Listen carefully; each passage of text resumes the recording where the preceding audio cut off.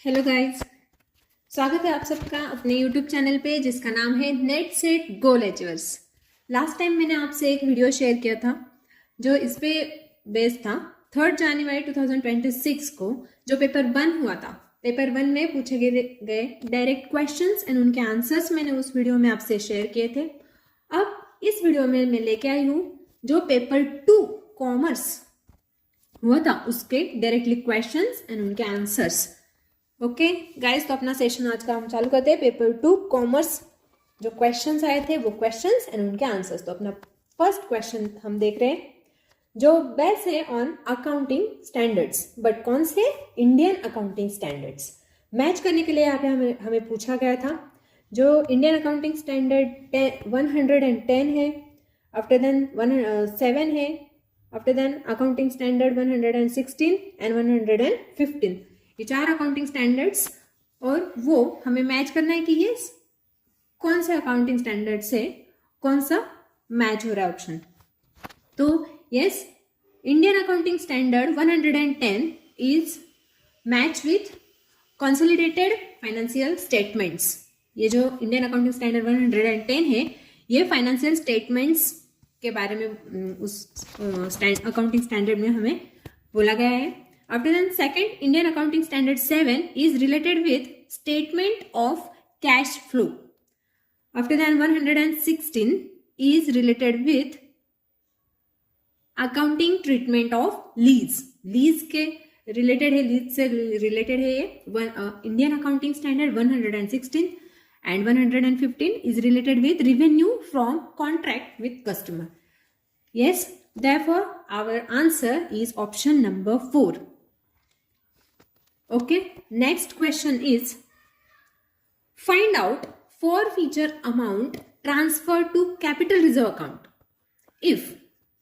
यहाँ पे हमें पूछा गया है कि कितनी अमाउंट हमें ट्रांसफर करेंगे हम इस केस में रिजर्व अकाउंट में। Okay, if amount of ₹300 receive from issue shares, after that company forfeited these shares and reissue at 900 in cash। firstly company ने जब शेयर्स इशू किए थे तो 300 कंपनी को मिले थे। आफ्टर देन वो जिस पर्सन ने लिए थे वो नहीं पे कर पाया, इसलिए वो फॉरफिटेड किए कंपनी ने और री इशू किए at 900 in cash. Yes, then 300 firstly paid किए थे उस पे मिले। आफ्टर देन अब इन कैश 900 लिए है कंपनी ने, तो टोटल हो गए 1200। तो ये जो 1000 के अबव जो 200 गए वो कंपनी का एक प्रॉफिट हुआ, तो वो कंपनी ट्रांसफर करती है टू कैपिटल रिजर्व अकाउंट। इसलिए हमारा राइट आंसर है option number 2 ₹200। Okay, therefore here is the right answer is option number 2 ₹200 will be transferred to capital reserve account. Okay, next question, यहाँ पे हमें फॉर्मूला पूछा गया था अर्निंग पर शेयर EPS। हमें पता है EPS का फॉर्मूला यहाँ पे हमें बोलना है EPS अर्निंग पर शेयर। देन हम अगर अच्छे से ऑब्जर्व करेंगे ऑप्शंस तो हमें पता चल जाएगा कि यस, यहाँ पे definitely option number 2 is a correct answer. Formula of earning per share is net profit after tax and preferential dividends divide by number of equity shares. Okay guys, अच्छे से ऑब्जर्व करते हैं हम तो हमें इजीली फाइंड आउट होता है ये आंसर, इसमें कुछ डिफिकल्टी नहीं थी। ओके, बस यहाँ पे कंफ्यूज हो सकते हैं कि ऑप्शन नंबर 1 में बिफोर और ऑप्शन नंबर 2 में आफ्टर बोला गया है। यस, तो यहाँ पे correct answer is after tax. Therefore earning पर share is equal to net profit after tax and preferential dividends divide by number of equity shares. Okay, next question is working capital ratio और current ratio. Current ratio या तो working capital, इसका formula यहाँ पे पूछा है। ये भी फॉर्मूला बेस्ड क्वेश्चन था। यस, ये भी आसान था। यहाँ पे correct answer is option number 2 current liabilities divide by current assets. Next question is from the following which account is not involved in the balance of payment, BOP. हमें कुछ options दिए, उसमें से कौन सा not involved, which account is not involved in BOP, balance of payment. Option current account, second option है capital account, third है financial account, fourth है कंपाउंड अकाउंट. यस, हमें पता है कि BOP बैलेंस ऑफ पेमेंट में current account, capital account and financial account involve होता है, इसलिए correct answer is option number 4, compound account is not involved in balance of payment. Okay, जिन्होंने fourth option compound account answer किया होगा उन्हें 2 marks fixed है. Next question है P is a 6 times of Q. By how much percentage is Q is less than P? Okay, जो हमें question में given है P and Q. P is 6 times of Q means P is 6 times of Q. Q is 1 and P is 6. What is difference between Q and P is -5. Yes. Then the question is Q is less than P. Percentage में हमें निकालना है कि how much percentage Q is less than P. Okay, तो हम पहले तो difference ले लेंगे P एंड Q में 5 अपॉन लेस देन P बोला है तो P बेस लेंगे. Yes, 5 upon 6. Then the answer is 83.33. हमें कैलकुलेट करेंगे 5.6, देन हमारा answer will be 83.33%. Option number 4. Okay, option number 4, 83.33%. It is a correct answer. Okay, next question is following given organisations arrange in ascending order as per their establishment. हमें यहाँ पे कुछ organisations दिए हैं जैसे कि आसियान, EU, सार्क, नाफ्ता. इनके establishment के हिसाब से हमें असेंडिंग ऑर्डर में उन्हें बताना है कौन सा ऑप्शन करेक्ट होगा. यस, तो हम उनके ईयर्स देखेंगे. ASEAN 1967, EU 1957, SAARC 1985, NAFTA 1994. Then ascending order is correct in option number 1, B, A, C, D. Option number 1 is correct. Firstly, B means EU 1957 establishment. After then A, ASEAN 1967. After then C, SAARC 1985. And D, NAFTA 1994. Okay, then here is a correct answer is option number 1. Okay, next question is Heckscher's-Ohlin theories. Contradiction theory is given by. हमें यहाँ पे पूछा गया है जो हेक्सचर्स-ओहलिन theory थी, जो हम सबको पता है, जो फैक्टर्स एंडोमेंट पे डिपेंड थी. कैपिटल और level abundant countries find out किए जाते हैं इस थियोरी में. हेक्सचर्स-ओहलिन ने बताया था कि जो कंट्री कैपिटल अबंडेंट है वो एक्सपोर्ट करती है कैपिटल्स, एंड जो लेबर अबंडेंट है वो लेबर एक्सपोर्ट करेगी. स्कैरसिटी होगी तो इंपोर्ट करेगी. यस, इससे कॉन्ट्राडिक्शन में हमें किसने दी थी? हेक्सचर्स-ओहलिन की थियोरी को कॉन्ट्राडिक्ट कौन सी थियोरी है? तो वो हमें दी थी ऑप्शन नंबर 2, वेस्ली-लियोनटिफ. इन्होंने दी थी.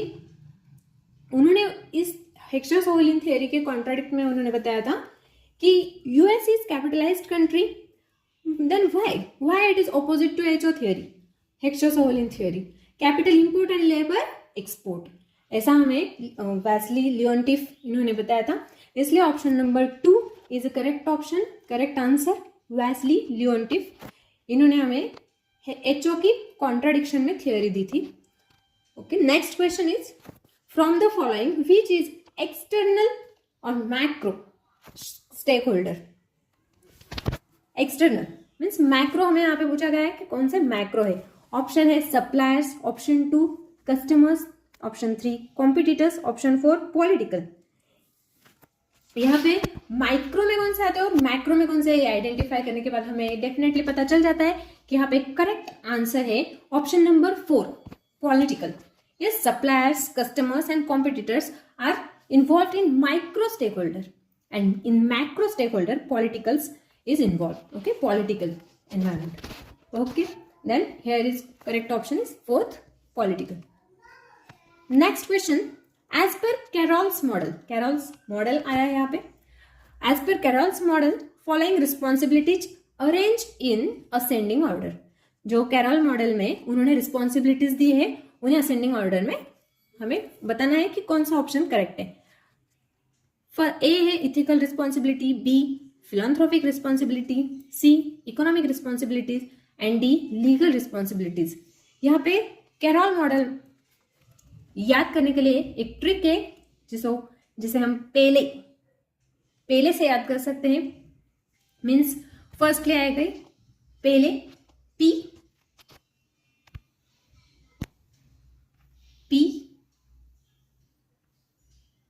E L E. इस क्वेश्चन में राइट आंसर है option number 4 C D A B. Yes, C means economic responsibilities, after then D legal responsibilities, then A ethical, and in last B philanthropic responsibilities. Here is correct answer is option number 4. जिन्होंने carols model अच्छे से पढ़ा था उन्हें बहुत आसान गया होगा, इजीली सॉल्व किया होगा। Okay, next question is question number 23. From following which company required to follow CSR as per Company Act 2013? कौन सी कंपनी के लिए ये रिक्वायर्ड है as per company act? Option number 1 net worth of ₹500 crore or more, option 2 turnover of ₹1000 crore or more, option 3 net profit of ₹5 crore or more, and option 4 all above. Yes, the right answer is option number 4 all the above. Yes, ये तीनों ही जो company fulfil करती है, net worth 500 crore, turnover 1000 crore and net profit 5 crore, then company is required to follow CSR. Okay, the next question is in company act 2013 from the following which section is related with CSR? ये हमने अगर पढ़ा होगा students ने तो ये definitely यहाँ पे कोई भी कंफ्यूजन नहीं है. Right answer is section number 135. Right answer is option number 3, section 135. Next question is for individual firm company 100% of total advance tax must be paid before on और ऑन द डेट. कौन सी date के पहले या फिर उस date पे, before और on that date must pay 100% total advance tax. Yes, हमें पता है ये फाइनेंशियल ईयर होता है 1 अप्रैल से स्टार्ट, इसलिए हमें पहले ही टैक्स पे कर देना चाहिए. मीन्स अप्रैल से पहले ऑप्शन नंबर 3 15 मार्च तक हमें टोटल एडवांस टैक्स जो है पे कर देना चाहिए. यहाँ पे right answer is option number 3 15 March. Next question is from the following types of market structure. नीचे हमें कुछ मार्केट स्ट्रक्चर्स दिए हैं, उन्हें अरेंज करना है. Arrange in ascending order as per the number of sellers involve. Specific market structure के कुछ फीचर्स है, उसमें नंबर ऑफ सेलर्स डिफरेंट होते हैं, तो उसके हिसाब से हमें अरेंज करना है उसे असेंडिंग ऑर्डर में. तो यहाँ पे ओलिगोपोली, बी है monopoly, C perfect competition, D monopolistic competition. हमें सबको पता है कि एक ही सेलर होता है कहाँ पे, मोनोपोली में. यस, तो पहले बी आएगा, उसके बाद ओलिगोपोली, फ्यू सेलर्स रहते हैं. नेक्स्ट आएगा मोनोपोलिस्टिक, जहाँ पे मेनी सेलर्स रहते हैं, और परफेक्ट कंपटीशन में लार्ज नंबर ऑफ सेलर्स रहते हैं.